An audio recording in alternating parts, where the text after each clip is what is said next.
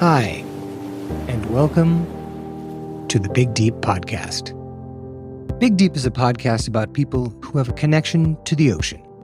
People for whom that connection is so strong, it defines some aspect of their life. Over the course of the series, we'll talk to all sorts of people, and in each episode, we'll explore the deeper meaning of that connection. Today, I speak with a shark researcher whose passion for the ocean echoes her personal path of breaking barriers in the marine sciences. Hello, this is your host, Jason Elias. Welcome to the Big Deep Podcast. In today's episode, I speak with marine biologist and co-founder of Minorities in Shark Science, Jasmine Graham. I originally reached out to Jasmine because I had seen a talk given by her, and her passion and enthusiasm for sharks and rays was infectious. But additionally, I was interested to learn more about the purpose of the organization she co-founded with 3 other women focused on creating opportunities in the marine sciences, a field largely inaccessible to women of color. When we finally spoke, Jasmine spoke about how her passion for the ocean was born during time as a child with her grandmother on the Carolina coast, how studying sharks had surprisingly deeper echoes from her life experience, and a gratifying shark dive off the Southern California coast in La Jolla. Hello, my name is Jasmine Graham, and I am the president and CEO of Minorities in Shark Sciences. Minorities in Shark Sciences, or MISS for short, is dedicated to supporting women of color that are interested in pursuing careers in research or conservation of sharks and their relatives. So we do all sorts of things to support people along their career path, starting with K through 12, all the way up to more senior scientists. And it's just a network for us to support each other and provide opportunities and help everyone succeed. Well, Jasmine, I really respect what you and MISS are doing to be as inclusive as possible to underrepresented voices in the ocean world. And that was one of the larger reasons I originally reached out. But now I'd love to talk a little bit about more you personally. And I wonder, can you take me through where your ocean connection comes from and what does that connection mean to you? So I am a military brat, and my mother was in the Air Force when I was little. We moved around a lot. So I didn't really have a home aside from where my grandmother lived in Myrtle Beach, South Carolina.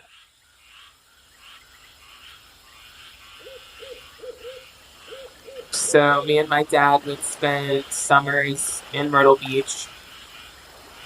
And so that was kind of my home base where I always went back to. And so I was in a coastal community with a family that's been on the coast for generations, fishing, and that lives off of the ocean. So I was very connected to the ocean. I was always interested in science. It was always my favorite subject in school, and I love asking questions and trying to figure out the answers, which is what science is at its core. And I had an interest in exploring that a little deeper. So I think that I was always destined to be a scientist. It's hard to explain, but I feel that I have a spiritual connection to the ocean, and maybe that comes from moving around all the time, and the only place that was like home was by the ocean. But I feel at peace in water. It's where I go whenever I'm having a bad day. It's where I go to meditate. It's where I go to pray. That's where I feel like the most connected to myself and everything around me.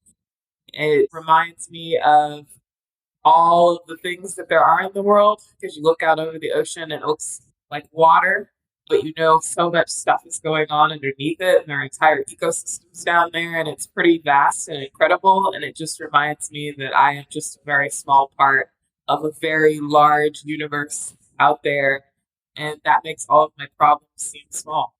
I think on a larger level, a lot of people on this show and myself as well feel exactly that same kind of idea. But again, to go more personal for you, what is it about sharks? Why do you feel such a deep connection and passion for researching sharks?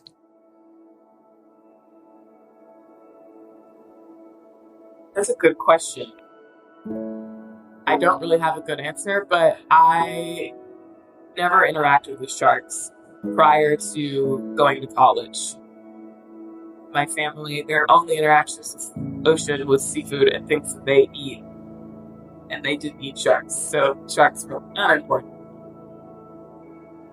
I went to college and I ran into the man that would become my mentor, Gavin Naylor, and I just remember him being so excited about sharks. This grown man is so excited about this. This must be really cool. The whole lab was very excited about what they were doing. It's a group of animals that's really misunderstood and misrepresented in pop culture. And I was really drawn to that because I've always been drawn to things and people that are misunderstood, that have something much deeper than is presented. I also think that I have what I would refer to as righteous anger management issues. When I was a kid, as soon as someone said, "You can't do this because you're a girl," I would get super mad and I would be like, "No, you can't decide what people can and cannot do." It led to a lot of incident reports. But now I know how to better handle my righteous anger, and I use my words instead of pushing kids off playground equipment. I think that that is one reason why I'm probably drawn to sharks. Being a Black woman, I feel like people have an idea of who I am, what I'm supposed to like, what I'm supposed to not like, who I'm supposed to be, how I'm supposed to act. And I think that deciding on face value what someone is or isn't, or what a group of animals is or isn't based on stereotypes, isn't helpful. And so, in a way, by working with sharks, I'm combating negative stereotypes about sharks, just like I have been in my day-to-day life about aspects of my identity, being a Black woman.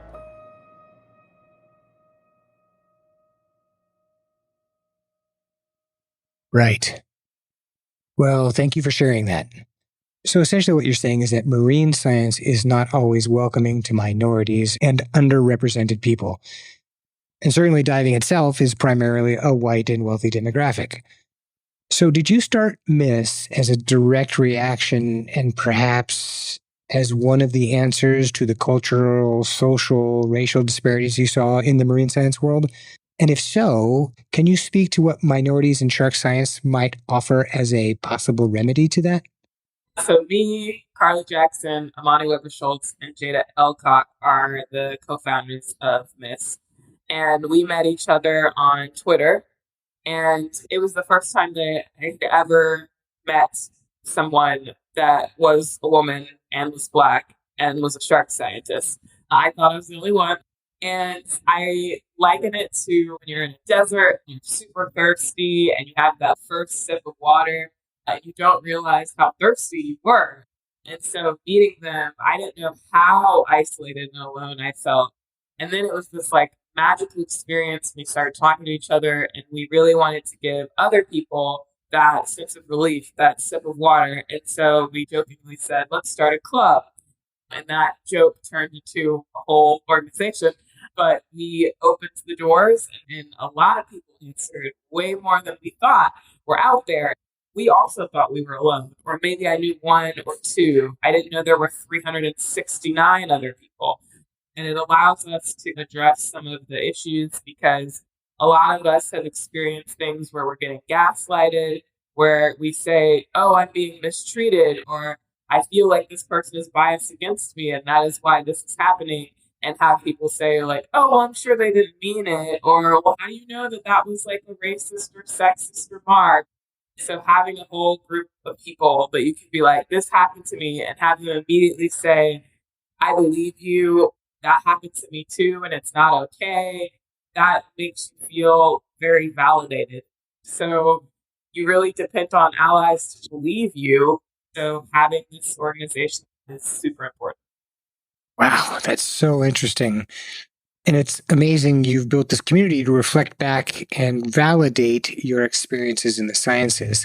And I guess what I'm curious about is, do you find that reflecting back and validating form a feedback loop that actually leads to better science?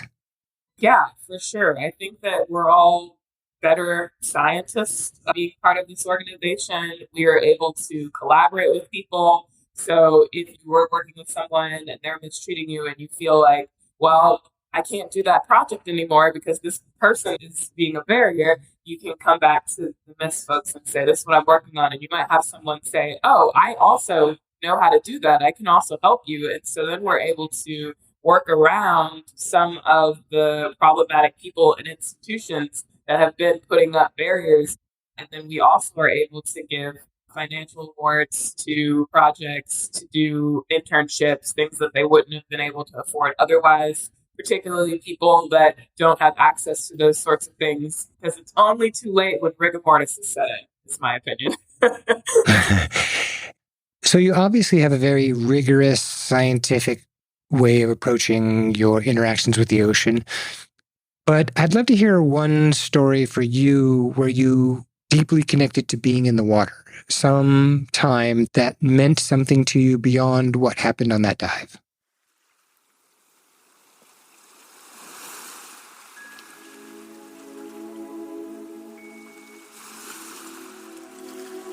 One of my most recent impactful experiences, I was in La Jolla.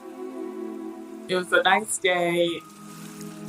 I was meeting up with two of my colleagues, and one of them, Davi, had promised me that we were going to see 8 different species of elasmographs, so sharks, skates, and mermaids.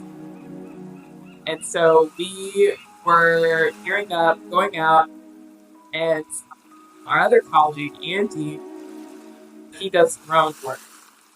So he actually put his drone up because that's how he looks at leopard sharks in La Jolla. So he actually goes out with his GoPro, tries to find where the leopard sharks are, finds a whole school of them. So I've never experienced sharks in a school. So I was very excited about this because, like, swimming with sharks, it's like, oh, you see 1 or 2. Seeing like a whole school is pretty cool. And we snorkel out, and we didn't even have to go that far. They weren't very deep.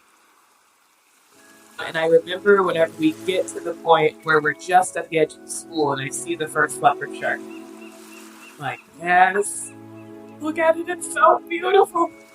And then I see another one, and then I see another one. And then next thing you know, like, the whole school is around me, and I'm just like looking to my left, looking to my right, leopard shark, leopard shark, leopard shark.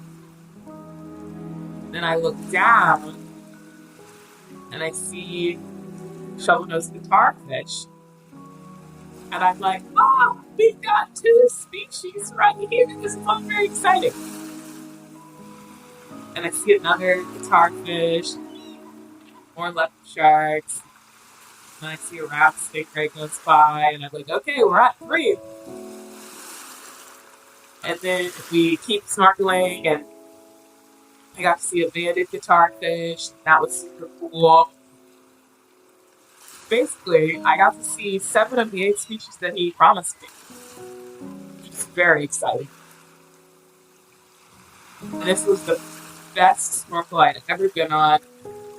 I'd never seen that many sharks and rays in one place.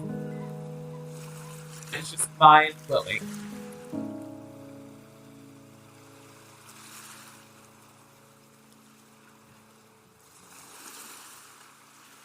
Finally, we end every interview and every episode with a single open-ended question we ask everyone we talk to.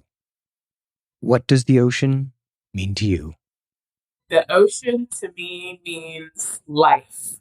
There's so much life in the ocean. It gives so much life. It provides so much life. So many cultures throughout human history that have depended on the ocean.